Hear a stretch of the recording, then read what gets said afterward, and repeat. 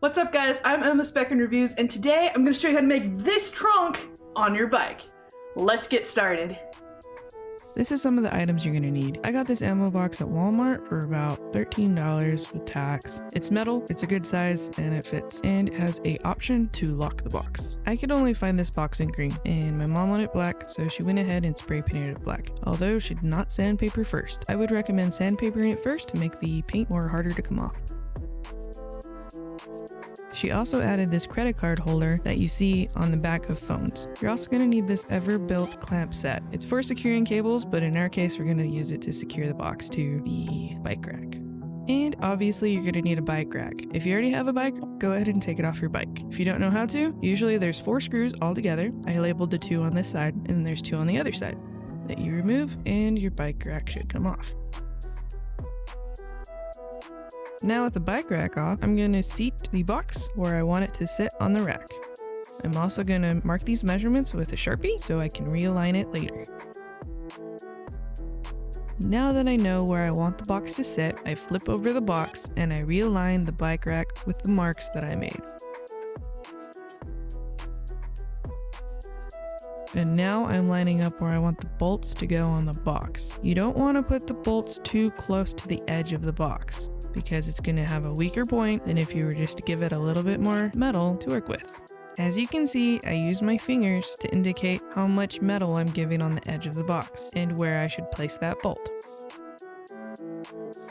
I then mark the bolts with a Sharpie. I attempt to use the bolts as a stamp almost by putting a lot of Sharpie ink on it and then just pushing it down on the box to kind of give me a rough idea of where I should put my dots or my holes later. I'm placing 4 bolts on my mom's bike. So we had to get 2 sets of the ever-built clamp sets, but if you just want to do 3, that should be more than fine also. Now that I'm done marking all my holes, I double check to make sure they're as accurate as possible and they're in the spots where I want them. With the spots checked again, we can go ahead and remove the rack. Now with drilling. We know that the size of our clamps or our bolts are a 5/16. I went a step down from that size, which is a 19 by 64. I did the smaller drill bit first. That's way if I am a little bit off with the holes, I can go back with the 5/16, the actual size we need, and attempt to make it go a little bit to the left or a little bit to the right or up or down or wherever we need it to go. I can position it a little better. Now I did try to just do a 5/16. I didn't switch back to the smaller one, and that's where I messed up. I got one side that was off. It didn't line up. I had to end up going back through, drilling some more out, and then I ended up using a flathead just to stretch out the metal a little bit more so it would fit. So take your time with this. And with anything metal, you do not want to clean up the shards with your hand. If you have gloves on, possibly get away with it, but I recommend grabbing an old rag and wiping away the shards. Just saying, you should have gloves on while doing this. As you can see, I still get little shards on my hand, and I paid for it later on. The next day, I had little shards on my fingertips. And here is an example of me going back with the 5/16 bit to make the holes bigger.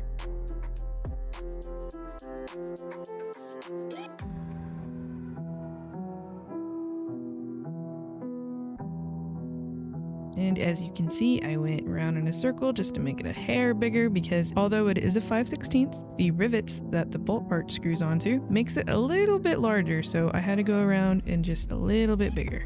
This set of holes that I did, I got it really tight fitting. The next set of holes that I do aren't as tight fitting, and like I said, one of them's off, but as close as you can. This one works fine for me because I can force it more in, but beware of shards. Again, wear some gloves.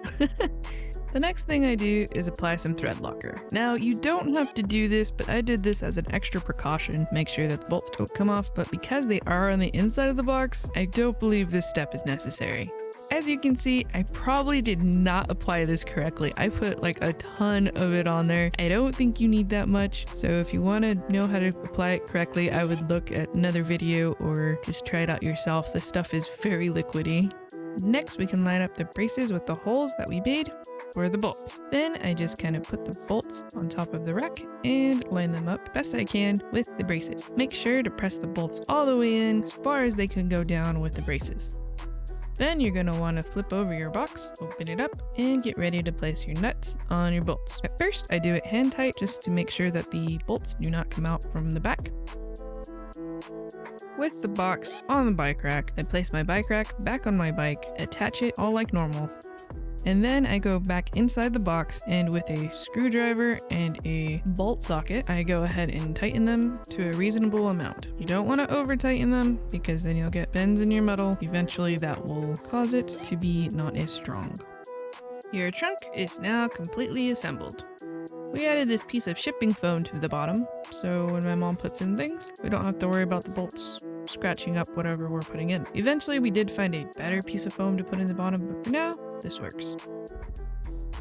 As you can see, my mom attempted to put her lock on, but that little cutout piece on the lock keeps getting stuck to the box. So we have to do a very dangerous task of drilling the box while it's on the bike rack. I do not recommend this. I would recommend taking off the box and drilling the hole bigger, or doing this part before you even attach it to the rack. I didn't know we needed to do this, so we decided just to do it quickly, and we did it as safe as we could, but definitely use your judgment and be safe out there. With the new hole drilled, it's a lot easier to take off the lock and put on the lock.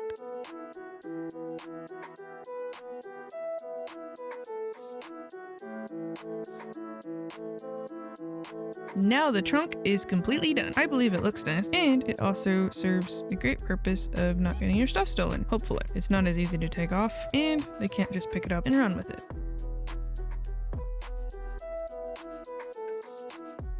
It also can hold a lot of items such as 2 U-locks, a chain, and a kit that my mom has that has like stuff to change out your tire, a spare inner tube. On the bottom of that, there's an air pump to fill up her tires, so it can fit quite a bit. But with all this stuff inside of your trunk, do realize that it does add some extra weight to your bike.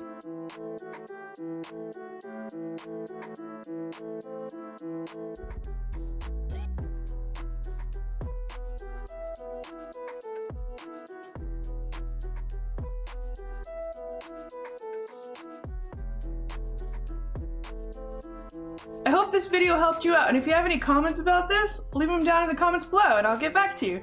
I'm Emma SpecNreviewz, and I'll catch you all later. Bye!